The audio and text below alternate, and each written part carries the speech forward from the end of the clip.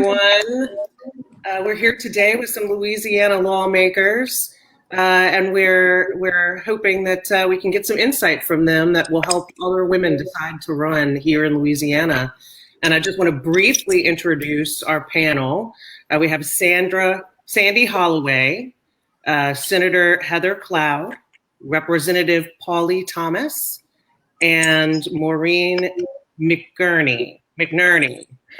So I'm going to actually let each of you sort of introduce yourself, talk about your positions, and then we'll get started on our discussion.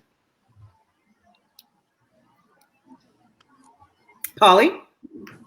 Yes. Good morning. Currently, I am serving as state representative for House District 80, which is the heart of Metairie. I have previously served on the Jefferson Parish School Board as part of my public service. Thank you. Sandy? Good morning. Thanks for allowing us to be here. I am a BESE member representing District 3. It encompasses 15 parishes, and it's Southeast Louisiana. And of course, this is my first time in public service, and it's serving my second term. Wonderful. Senator Cloud. Yes, Heather Cloud. I, of course, am a Louisiana State Senator representing 5 parishes: Allen, Evangeline, Avoyelles, St. Landry, and Acadia. I'm a former mayor, school teacher, and mom. Oh, great. Thank you. And then Maureen. Hi, my name is Maureen. I work for WPLN, the Women's Public Leadership Network, and we're a national network that is dedicated to educating, organizing, and inspiring women to seek elected and appointed office by providing online resources and also investing in groups like Louisiana Women Lead. Wonderful. Thank you. So ladies, briefly, I want to start the conversation with kind of why you decided to run. What was the impetus that made you decide to put yourself out there for elected office? And we'll start again with Pauley. A long time ago, I was in charge of special education for the state of Louisiana. And in that position, I served for 18 months. I had come from a position as a professor at the University of New Orleans and an assistant dean. And going into that arena was a little bit different for me because I had to deal with policymakers, with lawmakers. And I loved 95% of the job. And the 5% of the job that I really absolutely despised was the way that children with handicapping conditions were being treated or not treated in a policy situation. So when I returned to the University of New Orleans, I decided I can do better. So my next move was to take the Institute of Politics at Loyola University to learn how to be a candidate and how to put a team together and so forth. So that was my first foray. I did serve for almost 8 years on the school board, and then decided that I wanted to take what I had learned and my talents forward. And so I qualified for the state Senate against a very popular incumbent and lost. I did it again when 2 other times I tried for Senate. And the last time I tried for Senate, it was a really hard loss. And I decided, well, this is just not for me. It's not to be. And so I hung it up. I continued to be active in my community, however. And then when my state representative resigned, after only 1 year in his 3rd term, members of the business community approached me and said, we really would like for you to run for this office. So I qualified. And after a lot of soul searching, because as I said, it had been a really hard loss. And so I did qualify, and to my surprise, no one qualified against me. So the first time I was elected to the House, I went in without opposition. And then after serving 3 years, I did have an opponent for reelection, but I won handily with 70% of the vote. Wonderful. How about you, Senator Cloud? Well, I started in 2010, just basically as a mom here in a small community, noticing that we had problems with our drinking water and our town's finances. What I didn't mention in my introduction is that I'm a small business owner. I'm in the transportation industry with my husband, and I've also owned a family restaurant for 8 years, which I recently sold. So, safe drinking water was an issue for our family raising children and for the families of our community. And so I started getting more and more involved, considered running for a council seat here in Turkey Creek, and that kind of morphed rapidly because of my business experience into running for mayor of the town, and I won that pretty handedly.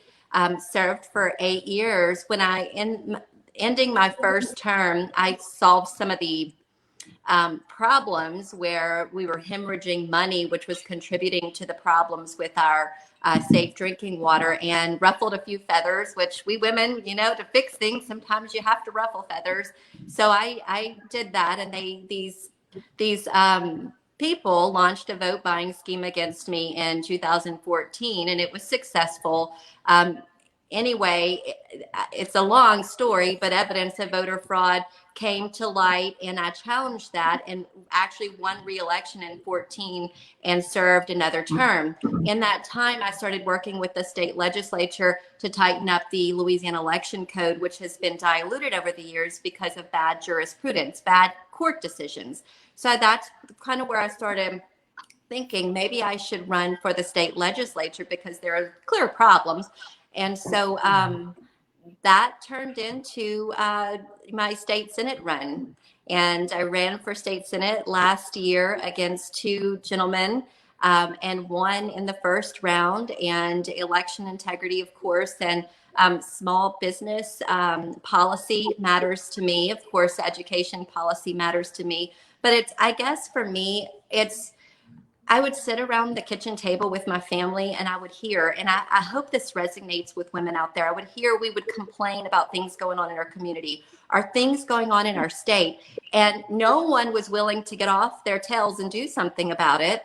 And I just got to the point where I'm like, I can't talk about this anymore. I'm raising children, we're drinking the water, or we're voting and our votes are being negated.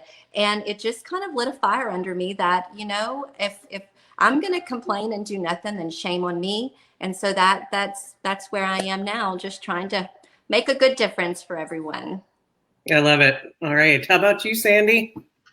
Well, I have nearly, at the time I was approached, 33 years in education. So I was in the realm of coming from teacher, principal, supervisor of Lafourche Parish School Board, and then appointed as director of the Type 1 charter school. And starting up the school, I took a year off. So it's always been my focus as a mom, a mother of 3, 8 grandchildren. But education was so important. And never, ever did I think of politics, even though my husband and I were very involved in the circle of supporting, going to campaign events. Politics was never a part of, hey, I want to run for this. And never did I seek this position of the Board of Education, nor did I even think of legislative potential.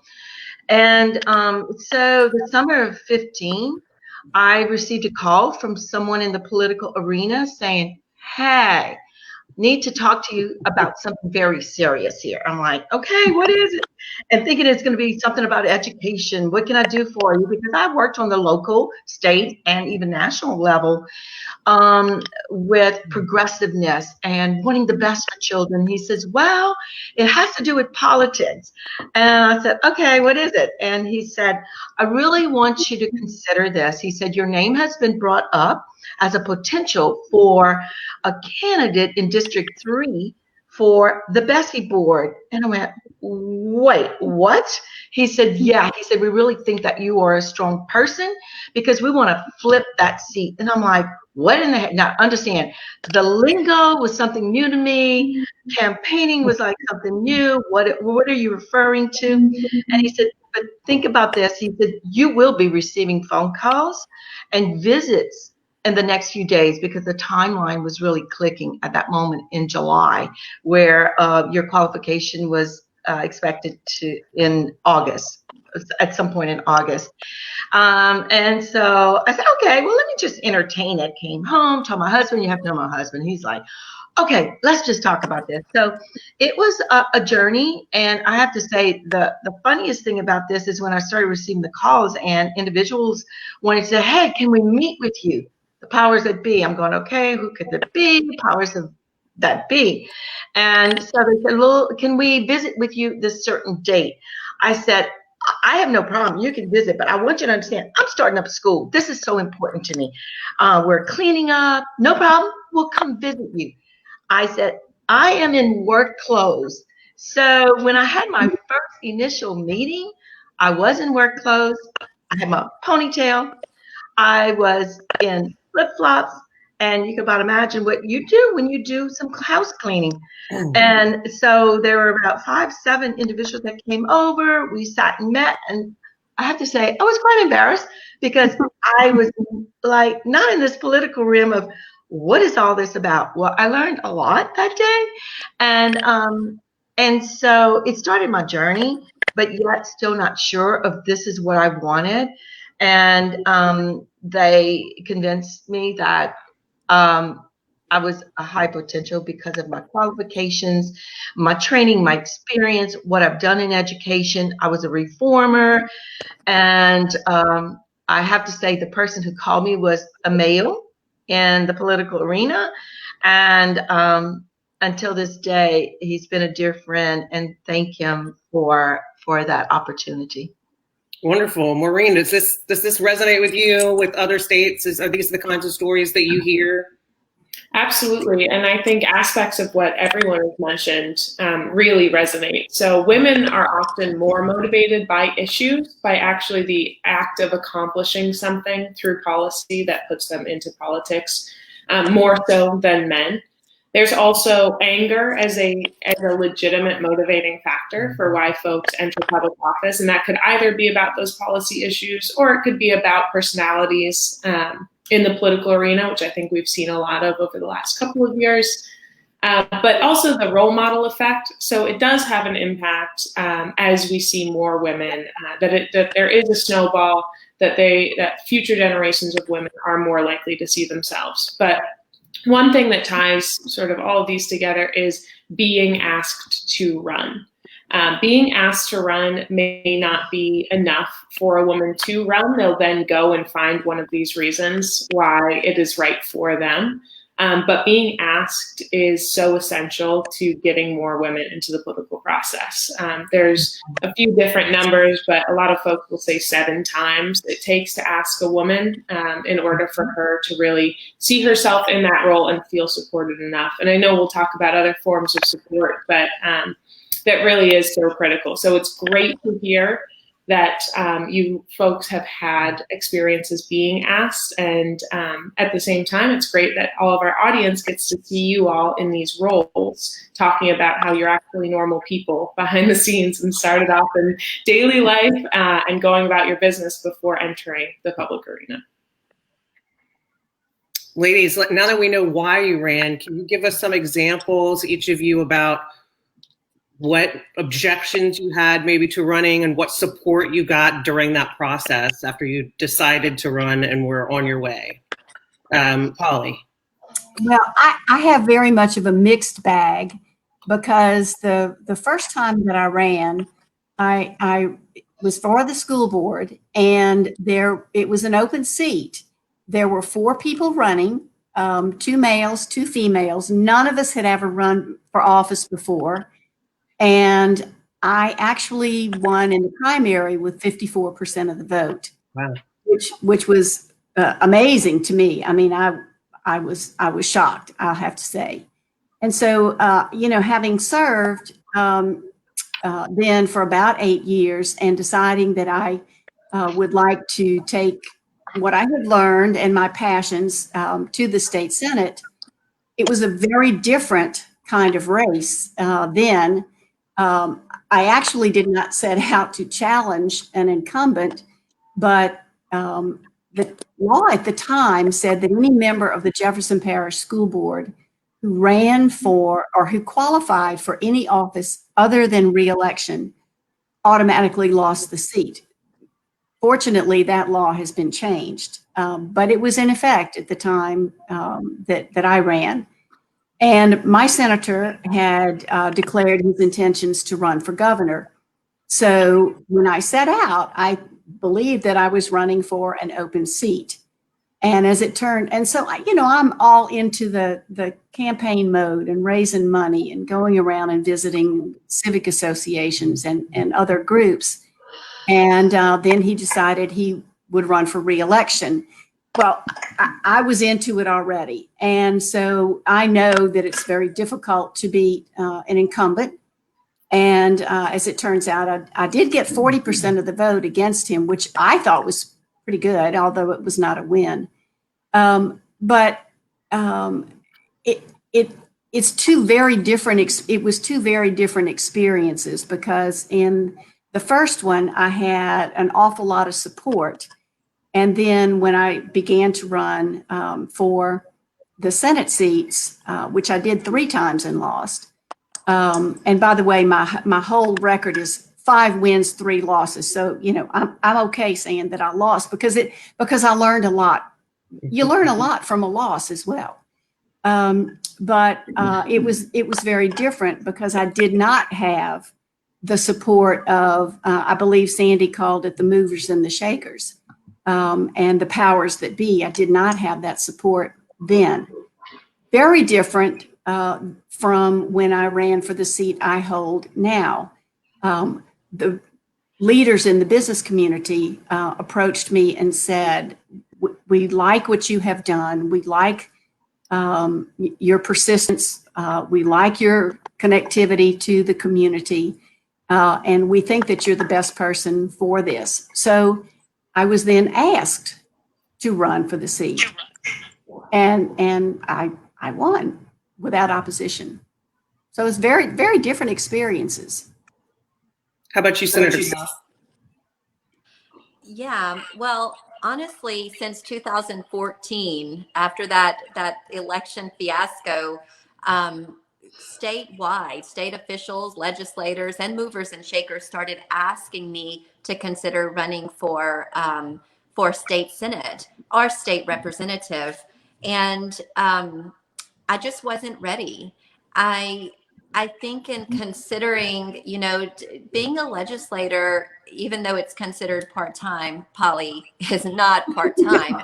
It's 24/7, and much like being a mayor. But as a woman and a mother, I think that in looking at, we have to be asked so many times, it's women balance so much more than men have to balance. I truly believe that. We balance our families and our children. We're kind of the glue that holds everything together.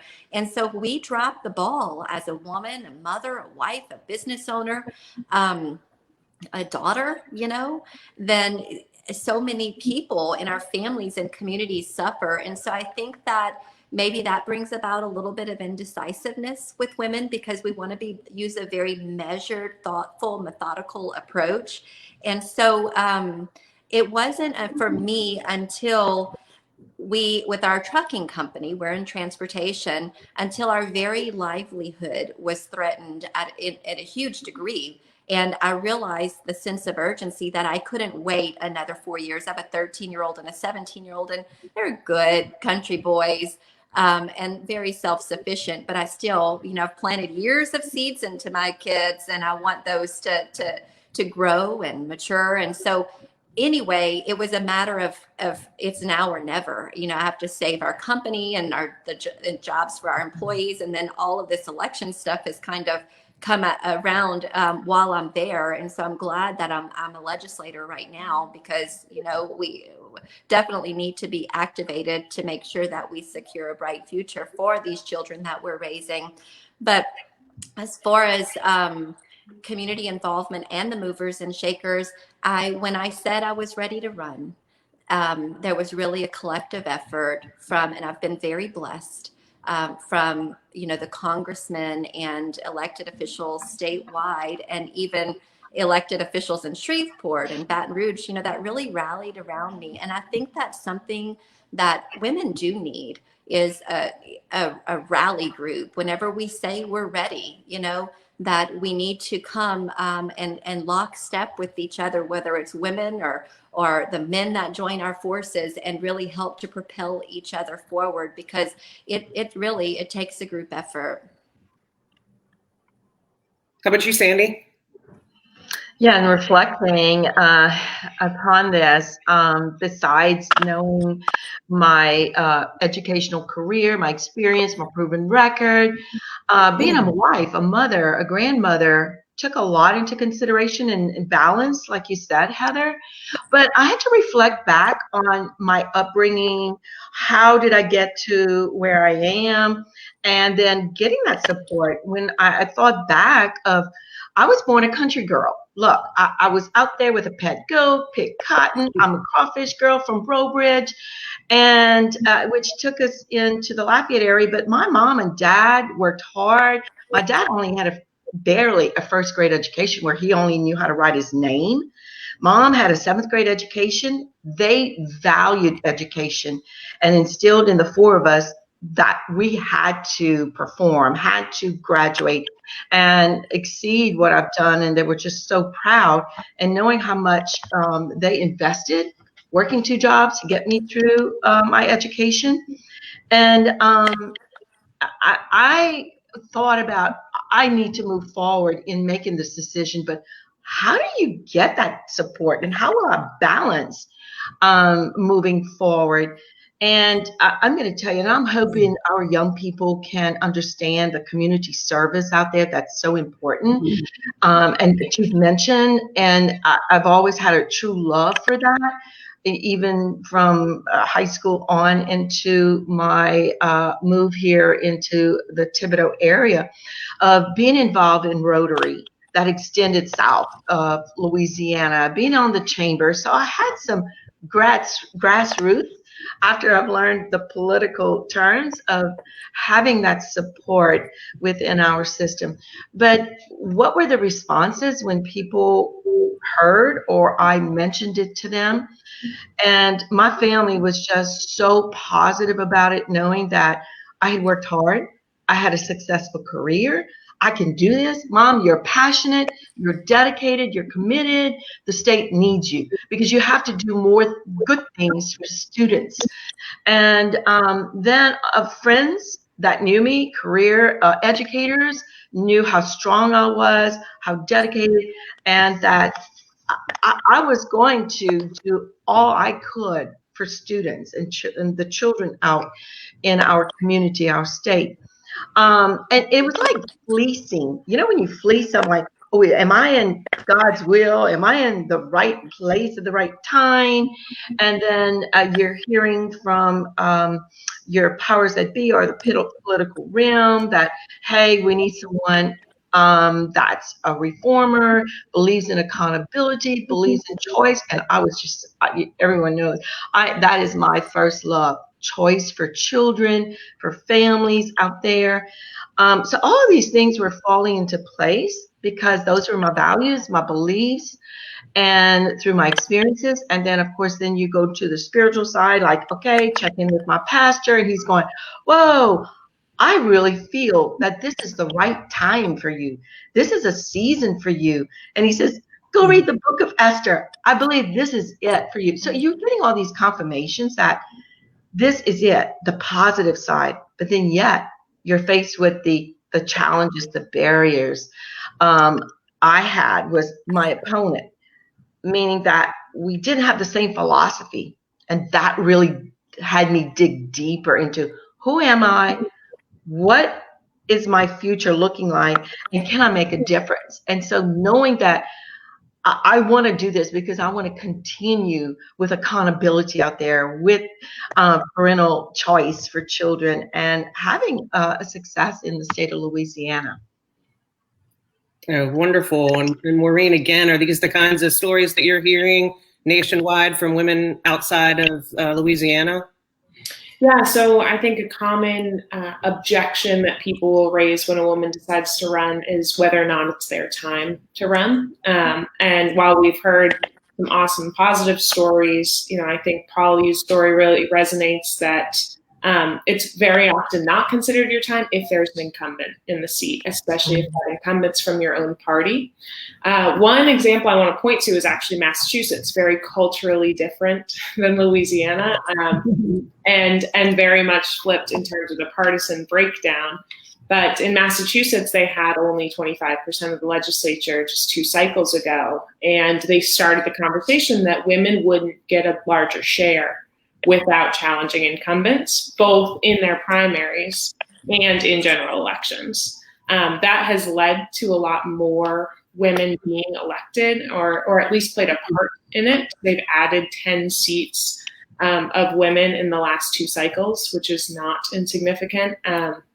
But one thing is that you can really notice women face, especially conservative women on the right, face these litmus tests, whereas women on the left may be seen as a more progressive challenger by virtue of their identity. Women on the right sort of face that as a wind in their face and may be viewed as less conservative, may be more subject to, well, are you going to sort of be a standard bearer of the party platform or anything like that? So those are some common objections, and women are more often left out of those inside track conversations in the deeper red districts, and they're more often put in the swing districts across the country, which can just result in fewer numbers overall when it's a harder seat to win on a partisan basis. So definitely glad to hear that that folks are being asked, but knowing that oftentimes if for us to move the needle, it's going to result in incumbents being challenged, and incumbents don't enjoy being challenged, and the party can have a hard time supporting a challenger in a primary. Right. Right. Well, ladies, I think I heard all of you mention grassroots support, and one of the last topics that we're going to talk about here, what did you find was the most challenging for you in building that support? Polly. In reflecting on that topic, I turned to built-in grassroots that our guys seem to have. I know that Heather and Sandy are both from rural areas, but I'm not. I'm from a suburban area. And what we find here is that the guys have this built-in cooking teams. They cook for the school fair, or they cook for Hogs for the Cause, or something like that. And I don't find that we women necessarily have that particular kind of built-in grassroots support. But I think that what we do have is our desire to and our passion for making things better. And so therefore, as Sandy said, she's in Rotary. She was volunteered with the chamber. I also volunteered with the chamber. I was on the Chamber of Commerce board for a very long while. And in addition, I coached my daughter's cabbage ball teams. Now, that's, for those of y'all who don't know what that is, it's sort of like softball, only not. So I did that. My husband and I went to every after-school event that our children participated in. And so when you're standing on the sidelines and you're, for example, watching your son play soccer, you build relationships with the other parents on the teams, even though, we weren't ever the coaches there. But those kinds of things, volunteering in the community. Our church is very important to us. And so we would volunteer in our church parish. But we also, my husband ran a nature center. And nature centers, by their very nature, are not necessarily money makers. So people who participate, for example, are those who want to help build the community. So as a couple, we did that kind of work. And so we had a very widespread, I guess, network of friends and so forth. And so when I decided to run, I called on those people and expressed to them that I was going to run for this. And I got a lot of support. And like I say, it was a little bit different when I tried to run for the Senate. But then again, it swung back when running for this particular seat. And I think it's because, and I will have to say that I had to prove myself, and I would like to put that in quotation. I had to prove myself to the powers that be, that I did indeed have good, I guess, proposals that I wanted to have passed, bills that I wanted to have passed. And as Heather knows, and Sandy knows, you have to get a certain number of people to agree with you in order to pass your legislation. And so building those kinds of relationships is also important, and not that much different from the grassroots support as well. Right. And Heather, did you find that you faced any obstacles, particularly as a female running for your office, in building that grassroots? 100%. There is a stark contrast, and it's like we're not supposed to talk about it. Even in the legislature, there's a contrast, and I'm pretty open about it. With the gentleman as well, because I think that we can affect change if we just sit in our little boxes and be quiet about it. And so I do it in a graceful way, but we need to recognize there is still a stark contrast, and we need to have that. It's an important conversation. Litmus test it's like a key word. We have a litmus test to pass as women whenever we're ready to run for council or school board or legislature, or whatever, or governor. We have this measure, and we have to pass the test. We have to prove that we can do it. We're capable. We're bringing something to the table, and we have the wherewithal to withstand everything that comes with public office. Our people, particularly the men, the powers that be within our district, they want to see that we're bringing something quality and constructive to the table, and we have the wherewithal to withstand the storms. A few things I just jotted down. In my district, so I'm a Republican, and in my district, the voting, which it's changing, but it was 56% Democrat.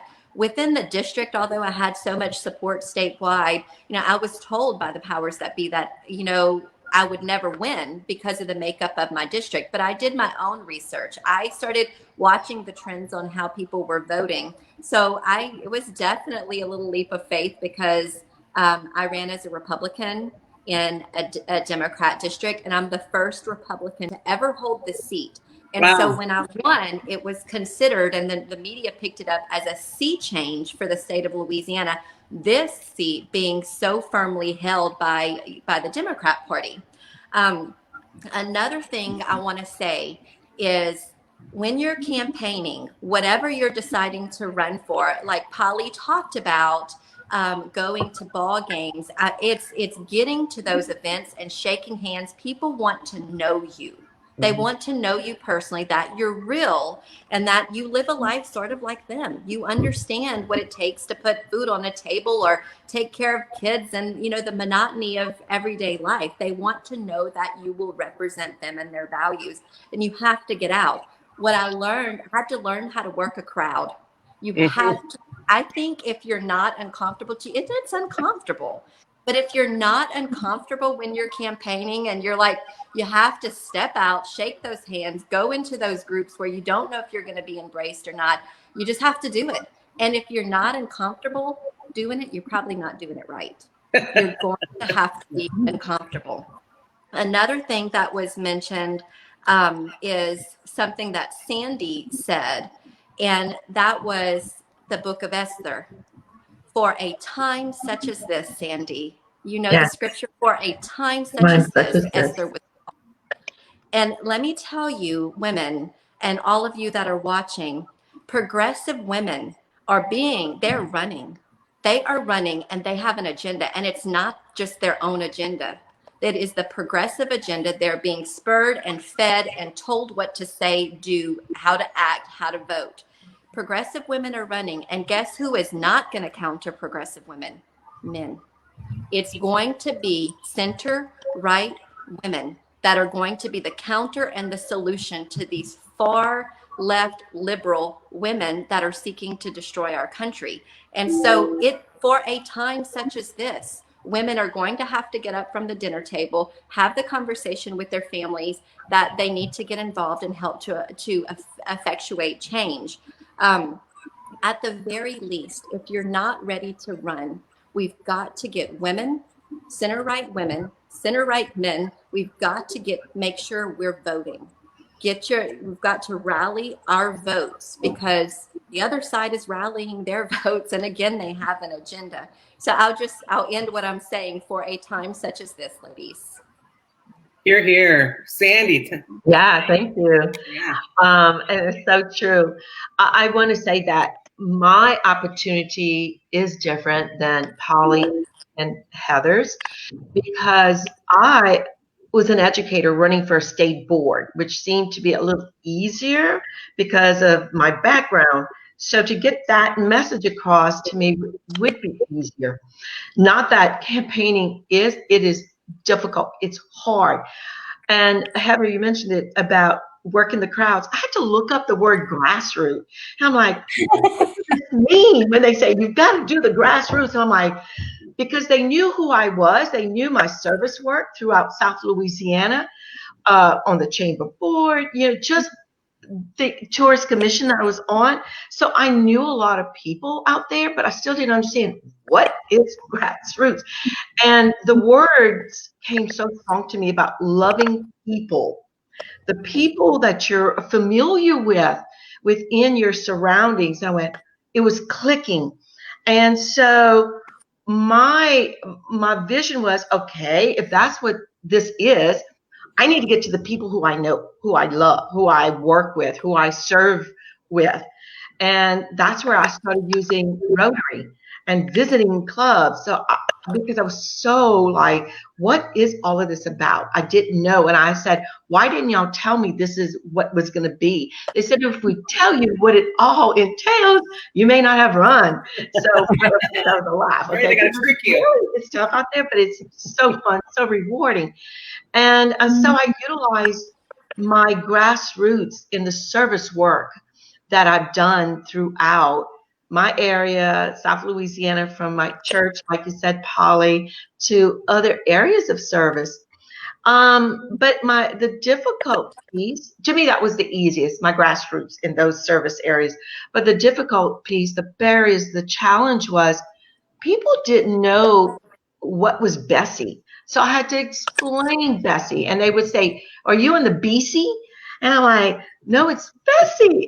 And I had to do this with a smile, like the State Board of Education. These are the things that we do, from selecting, appointing the superintendent to making policy, et cetera.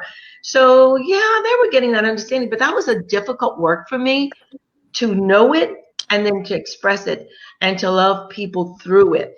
So I spent a lot of time there. I had 15 parishes. The beauty of a couple of the parishes, Lafourche was good for me, very supportive, but I also had St. Martin, where my roots, literally the roots of my family background, where family is throughout the district. So, okay, well, I'm going to start there. And that's where I started. I started in that district, real strong, went in overnight. No one knew, and did what I had to do with signs, et cetera. And there it was the next day. So that was an easy part for me, but yet the barriers of what is a campaign and to ask And I'm like, what is that word, ask? They kept saying, you have to ask. I'm going, ask what, you know? And that's the funding source. And I am not good at that. I had to learn or try to help. My husband was really good. Let's get him going and starting to ask. So there were different areas of line items in the campaign area that I think it's the fear of the unknown and the fear of women coming forward and not understanding. So we have a lot of work to do in educating our center-right individuals to come forward and help. Yes, Maureen, I have to imagine that these are very similar barriers that you hear, especially campaigning. As a former candidate myself, having run for U.S. rep, that was by far the most difficult part for me, was asking for money. So I don't know if that's more a female trait than it is a male trait. I think probably everyone hates that part. But yeah, I imagine these are the kinds of barriers, things that you hear around the country. Yeah, absolutely. So on the one hand, I mean, it could be in the challenges portion, or it could be in the, concerns that are raised when you consider running. How much money can you raise? How that capacity or the perceived capacity in terms of people thinking that you're viable. How much money you bring in. Oftentimes you won't get the PAC investment. You won't get special interest to even pay attention to you until you raise a certain amount of money. So that's absolutely a concern. And that's where I love the work that Louisiana Women Lead is doing, and what WPLN aims to do is to help women understand the tricks and how you actually make a direct ask and the importance of doing that.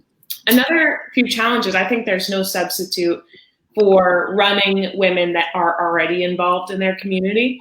But certainly challenges, and it can be a little disheartening, is when you run up against the fact that your PTO, PTA, the neighborhood cleanup group that you're a part of, any nonprofits you're on the board of or very involved in, these groups don't endorse. So it's not a given that everyone that's a part of them, that you are also a part of, is going to vote for you or knows that you're running. And so it's absolutely important to keep as many organized lists as possible, to let these members of your network know, to continue to go to meetings and make sure that you are introducing yourself and reintroducing yourself as a candidate and directly asking for people's votes and then other support after that point. You can build coalitions, which I think is something we haven't touched on yet, but in terms of doing a Moms for Poly group or a Veterans for this candidate. And so it's a matter of, can you mirror what networks you already have or aspects of your own candidacy, self, and story, and put those into coalitions to really introduce yourself to new people and also organize some of the people in your life and network already. Of course, also a potential disheartening moment could be if there is an incumbent running and you may have been the most dedicated volunteer of a certain group. The leadership is supportive of the incumbent. That is going to happen. I would not let it stop you. I would never consider the will of the leadership of any organization, the end all be all to getting their members to vote for you. So always continue to go directly to those people. But with all of these, time is the most valuable resource on a campaign. It's the only one you cannot make more of. So even though it is important to shore up your network going into the campaign and make sure you're reaching out to those people as a candidate and not just as their community member, you also need to make sure that you're not seeing the same 10 people every single event everywhere you go. It is very easy to continue to go to the ward committee meetings, to the Republican club if you're a Republican, and you will see the same activists that had better be voting for you at that point, especially as you move into the general election. And if you don't get told no at some point during the day, you haven't talked to the right group of people. You should really be chasing people, introducing yourself and convincing them. And that's why it's so important also that you get those aspects of who you are and what you've done out via things like mail and any introductions that you can do to really show that you have this broad network of experience, support, and that it reflects the issues that you care about. Yeah, and then money is always a challenge. Always, I advise folks if you're considering it to make a Christmas list. And if you can make that Christmas list with a column for email addresses and phone numbers as you get closer, then that'll just put you leaps and bounds ahead of mobilizing your own network than it would have otherwise. Great, thanks, Maureen. And I don't see any comments or questions. I'm not sure if Renee's going to come back in here with any of those. And not seeing anything or hearing anything, I think that we can wrap it up. But this has been great, ladies. Thank you so much for taking the time out of your busy schedules to do this, to help inspire the other center-right women to run for office and know that there are people that they can reach out to and women that they can look up to when heading out on that new endeavor. Thank you. Thank you, ladies. Thanks for having us. Absolutely. Bye-bye.